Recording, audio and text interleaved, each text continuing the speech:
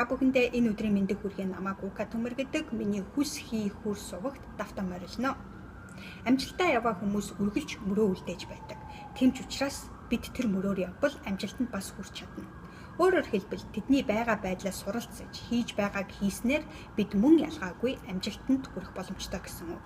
Тиймээс өнөөдрийнхөө бичлэгдээр амжилттай хүмүүсээс суралцах 3 чухал зүйлийг ярихыг хүслээ. Амжилттай хүмүүсээс суралцах эхний чухал зүйл юу вэ гэвэл амжилттай хүмүүс юу бодож, юунд итгэж байна вэ? Түүнд итгэх. Хэрвээ тэд өөртөө итгэж байгаа бол өөртөө итэг. Хэрвээ тэд амжилтанд хүрч чадна гэдэгтээ итгэж байгаа бол та ч гэсэн амжилтанд хүрч чадна гэдэгтээ итэг. Хэрвээ тэд бүх зүйл боломжтой гэдэгт итгэж байгаа бол та ч гэсэн таны хувьд бүх зүйл боломжтой гэдэгт итэг. Амжилтанд хүрч чадна гэдэгтээ итгэвэл та амжилтанд хүрч чадна. Итгэхэд л хамаг учир байгаа юм. Итгэсэн учраас та үйлдэл хийж түүнийгээ бодит болгодог.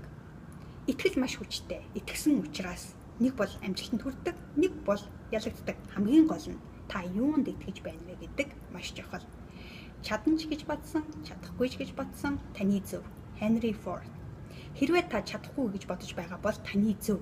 Яагаад гэвэл чадахгүй гэж бодсноор та тархиныхаа чадна гэдэг хэсгийг хаачихсан учраас та чадахгүйгээр өөрийгөө програмчилж байна гэсэн үг. Тийм учраас та чадахгүй. Харин чадна гэвэл таны тарих бүх чадах боломжуудыг олж харах болно. Амжилттай хүмүүсээс суралцах 2 дахь чухал зүйл юу вэ гэвэл амжилттай хүмүүс ямар үг хэллэг хэрэгжилж байна вэ? Түүнийг хэрэглэх. Амжилттай хүмүүс эерэг үг хэллэг хэрэгэлдэг. Жишээлбэл боломжгүй гэхийн оронд боломжтой гэдэг үгийг хэрэглэх. Чадахгүй гэхийн оронд чадна гэх. Маргааш гэхийн оронд өнөөдөр гэх. Дараа нь гэж хойшлуулахын оронд одоо хийх. Болохгүй гэхийн оронд болно бүтэн. Бусад үгүйсгүй яана гэхийн оронд би туршлага сууж байна. Алдвал яана гэхийн оронд би суралцж байна. Эрсдэлтэй гэдэг үгийн оронд боломж олдлоо. Онцгүй өдөр байна гэхийн оронд ажил үйлс бүтдэг өдөр байна.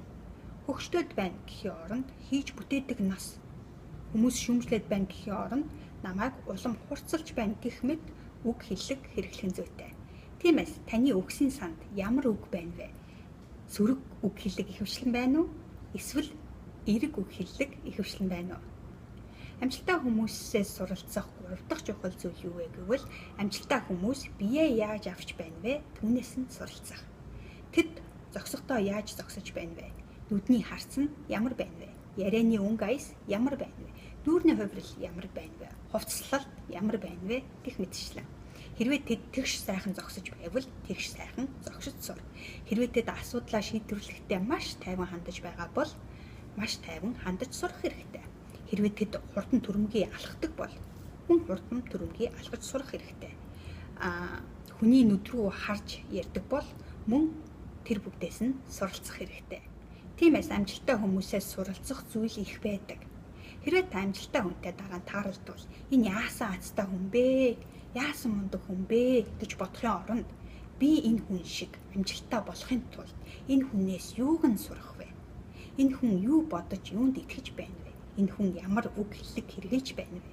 Энэ хүн биеэ яаж авч явж байна вэ гэдэг дээр анхаарлаа төвлөрүүлж түүнээс нь суралцсанаар та ч гэсэн адилхан үр дүнд хүрч өөрийгөө амжилттай хүн болгож чадна.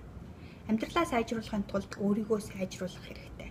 Амьдралаа өөрчлөхийн тулд өөрийгөө өөрчлөх хэрэгтэй. Амжилтын тайван. Би өөрийгөө өдрөөс өдөрт сайжруулж байна. Би өөрийгөө өдрөөс өдөрт сайжруулж байна. Хэрвээ танд энэ хүү бичлэг таалагдсан бол лайк дараад цааш нь түгээгээрэй. Мөн миний захин мэдээлэл YouTube сувагт бүртгүүлээрэй. Ингэж бүртгүүлснээр та хүс хийхүр блогийн дотоод үйл ажиллагааны тухай 7 хоног бүрийн бичлэг, урмын өгс, амжилтын тариныг хүлээж авах болно. Хүс хийхүр зөвхөн таны өөрийн хүсэл эрмэлзэл таныг амжилтанд хүргэнэ. Ука Төмөр, Лос Анжелес.